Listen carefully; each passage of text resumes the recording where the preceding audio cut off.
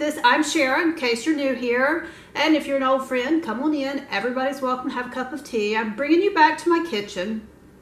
Over on Sutton's Daze, she is doing a small series on how to, let me see if I can phrase this right, how to have a well-stocked pantry. I made myself notes if you see me look down. So one of the things that I do is consider my freezer part of my pantry. I keep my dry goods, my canned goods, my home canning, and then of course the freezer. So I wanted to share with you one of the ways that I try to do that frugally. This week I went into the neighborhood market and found ground beef marked down, the very lean, which is my preference. And I'm going to show you guys what I picked up, and then I'm going to share with you a recipe for meatballs, a recipe for meatloaf, and then also a recipe for crockpot hamburger steak. So I will try to get that switched to where you can see, and we'll go from there. So as you can see, I got the meat for sale for $6.19. It was $4.95 off, which is really a good price. And this is 2 1/4 pounds or 36 ounces. So we're going to start with our meatballs. And I don't normally use food gloves to do my meatballs, but since I'm going to be touching the camera, I figure it's a good idea. So anyway, a little chatter about me while I get this going. I grew up in a rural area where everyone did canning and things like that. And so I was an adult before I found out that people everywhere didn't. I just didn't realize everyone did canning. They grew their own gardens. And don't worry about the recipe for these. I am going to put them below in the comments section or in the about this section. But basically, I've got about 2 1/4 pounds of beef. I'm going to whip up 2 eggs real quick and add, just lightly whip them. Then, I got to take these off until I start touching the beef. I add 1 cup of plain breadcrumbs. I'm actually using a gluten-free from Aldi, but you can use, no measuring cup, of course. You can use whatever kind of breadcrumbs you prefer. I like these dry, and I like these unseasoned because then I can use my meatballs in a bigger variety. I like to use them in Italian sauces, tomato-based. I like to use them in barbecue sauces or to make gravy and do kind of a meatballs and noodles type meal. So that's 1 cup of breadcrumbs. I add a teaspoon of salt,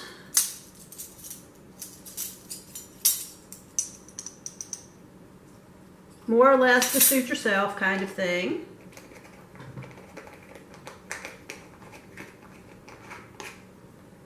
I add a 1/4 teaspoon of black pepper.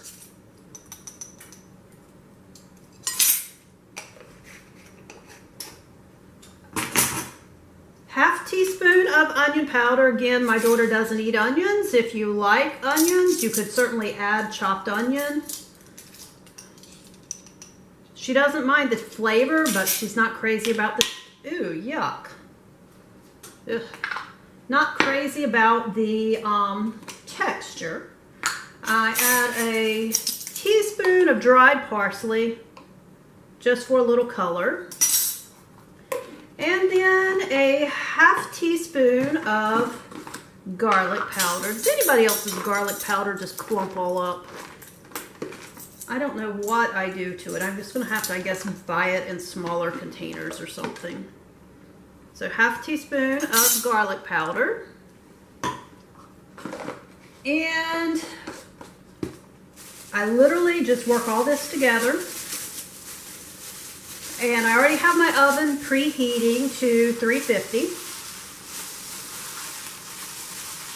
And I'm going to start these first because they do have to bake for probably, I don't know, half an hour or so. I guess you could freeze them raw. I never have. I like the convenience of being able to just pull them out and kind of heat them up really good in the slow cooker with or crockpot, you know, if you prefer name brand, which is what I grew up, you know, using. I actually like my Instant Pot slow cook feature too. Once I learned that you actually had to set it up on like the medium or normal temperature. Okay, and that is it. And let me grab my pan.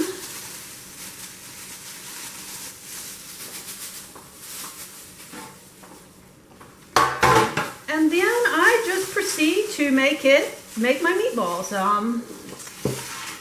I'll make a few and show you, and then I'll bring you back when they're all made. And they're, you know, just around this size is kind of what my family prefers, but it's, you do whatever size works for you. I'll be back in a second with the pan. As you can see, this makes a good amount of meatballs, 35 total, about, I don't know, is that about 2 inches? I'm horrible with measurements. This is several meals worth for my family. Not bad for, you know, counting my loose ingredients, maybe about $7. So I'm going to pop these in the oven to cook at 350 for about 30 minutes. I'll check them at 30 minutes and see how they are. And we'll get started on the meatloaf, which I will not pre-cook before freezing. Okay, for the meatloaf, using my second package of ground beef, which was on clearance or reduced for quick sale, same amount, 2 1/4 pounds. We will get the meatloaf pulled together. So for my meatloaf, I had to write it down so I remember to give you guys all the right directions. I add half a teaspoon of black pepper,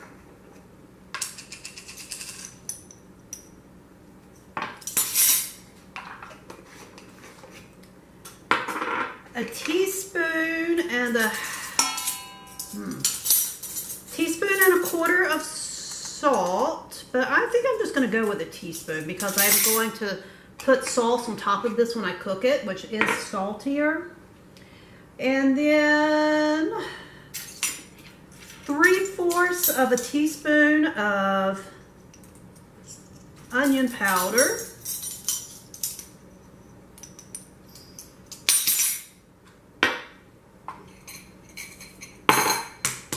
One egg beaten.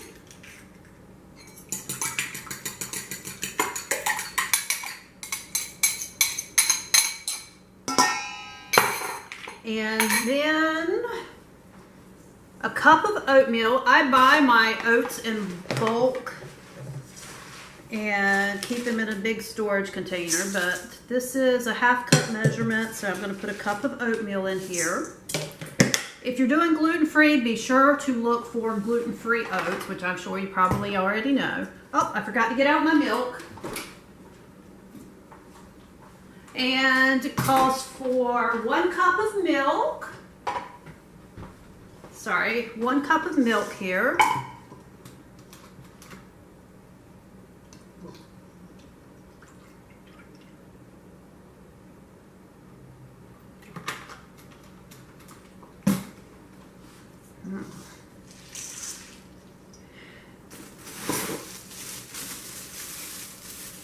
I know these things say one size fits all, but they are kind of big on my hands.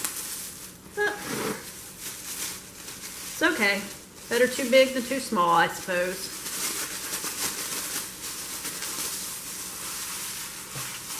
Squish everything together.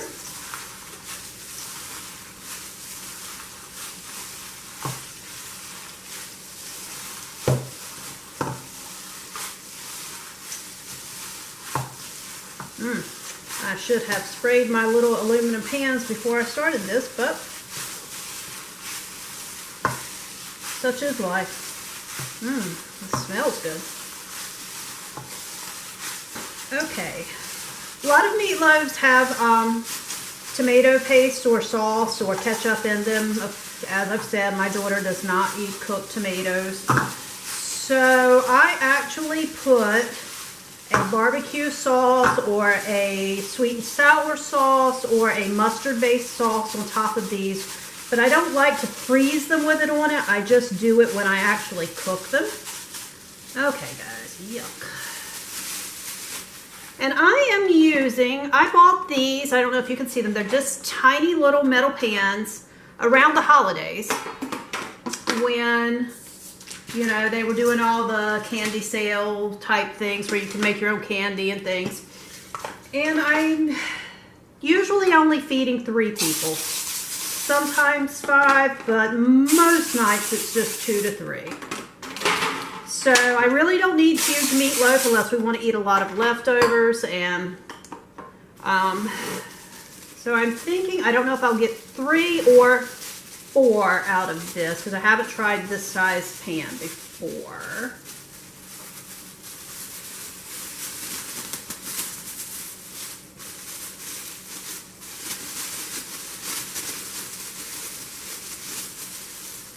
Okay, let's see if we divide this into, can you see what I'm doing? I'm just literally kind of dividing this into what may end up being 4ths. No, I think 3rds. I think 3rds will be better. Yeah. And pressing my meatloaf in.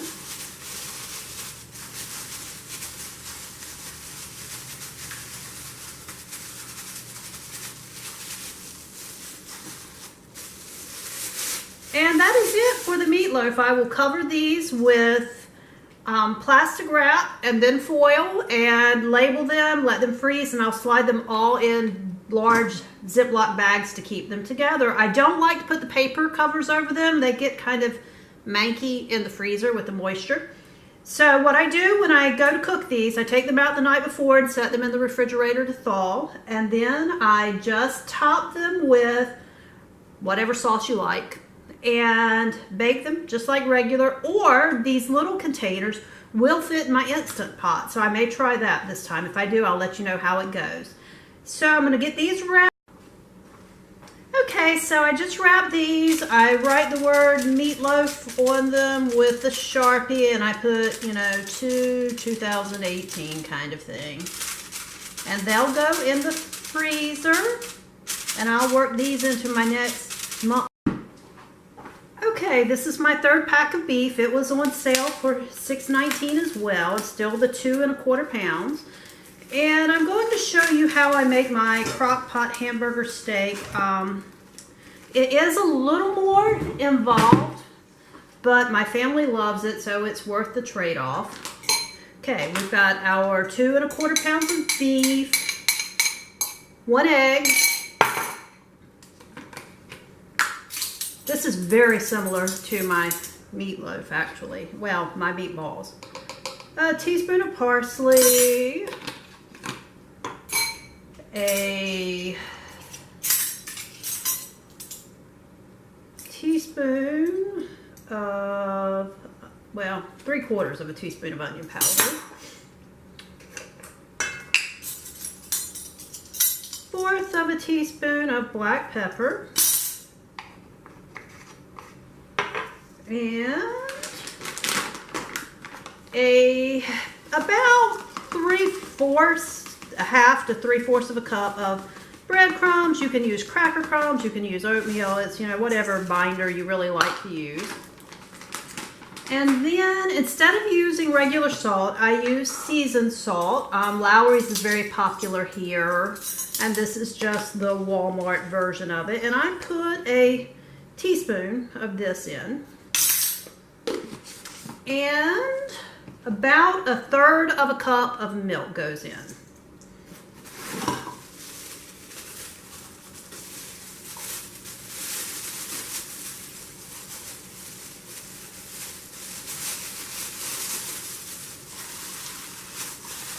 Mix it all together.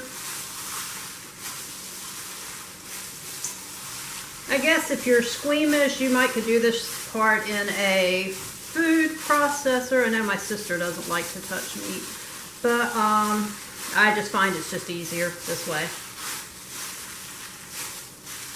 So you get everything all mixed together and kind of gushed around.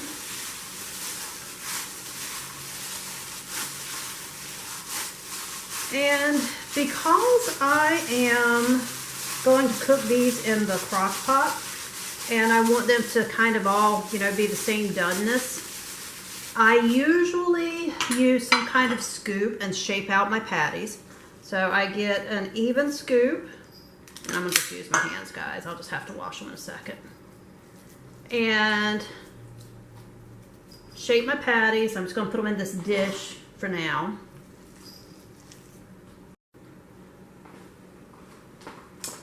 Okay, it made 10 large patties.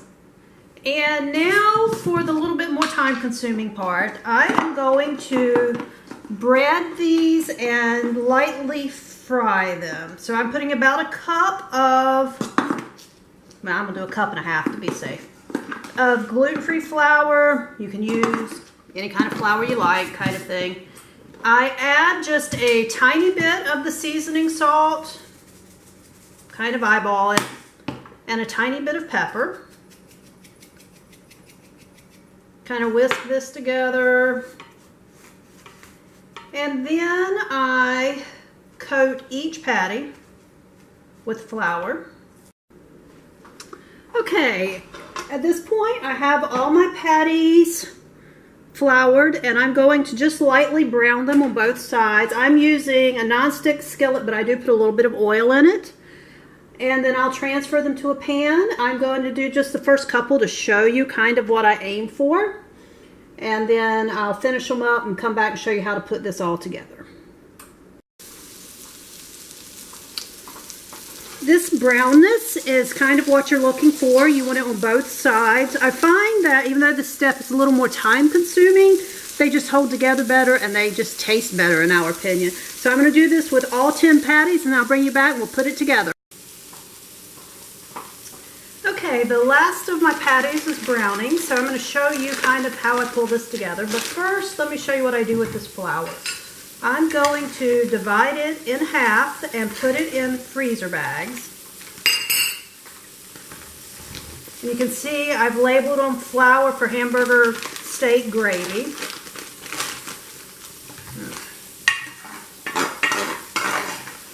Some days it would be nice to have an extra set of hands.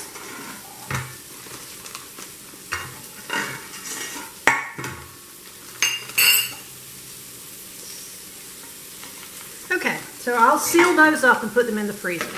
Now to prepare my bowls for the hamburger steak, these are from Dollar Tree, by the way, $1 a piece. I believe they're 9 cup. I put half of a bell pepper sliced in each one. I buy these mushroom pieces and stems from Dollar Tree, and I'll put a jar of each of those in. And we're going to use the gluten-free cream of mushroom soup. I hope I have that where you can see it. This is a great value brand. So give me just a second to grab my patties.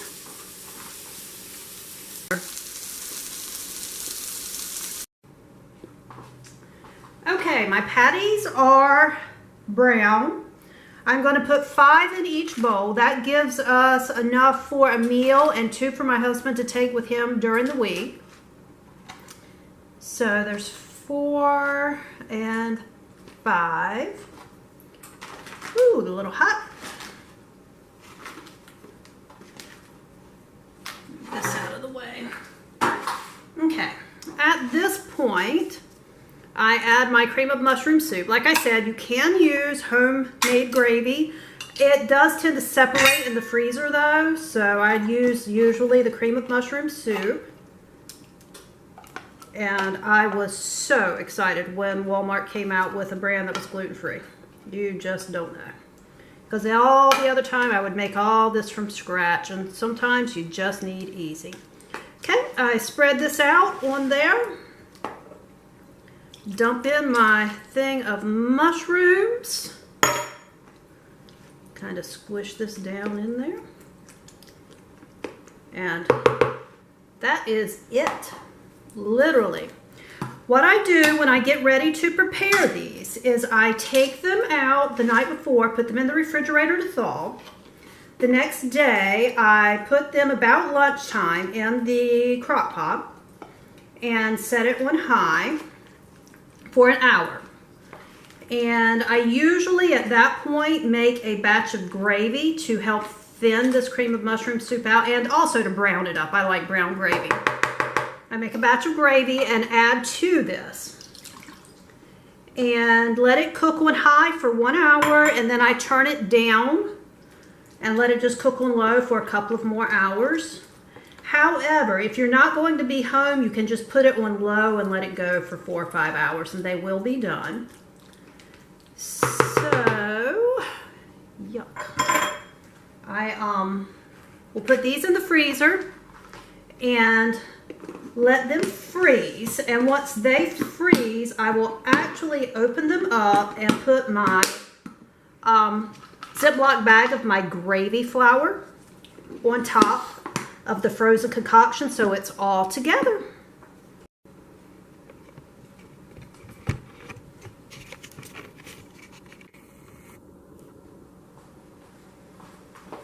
The color is a little dark, but my meatballs are nice and brown, which is what I wanted. I'm going to let them cool on the sheet, and when they cool, I'll transfer them to a non-greasy sheet and put them in the freezer for an hour.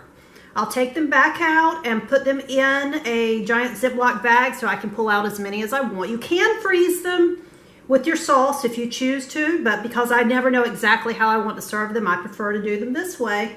And they were ready in the amount of time it took me to get all the other things pulled together, so not too bad. So guys, I hope you enjoyed this video. I don't know if you can see me. I hope you enjoyed this video, and if you did, and you enjoy cooking videos, things like that, please give me a thumbs up and subscribe if you're not a subscriber. And if you get a chance, go over to Sutton's Daze. I'm going to put the links down below and check out her channel. She has some great information on food storage. So you guys have a great day. Thanks for joining me in my kitchen. I hope you come back soon. Bye.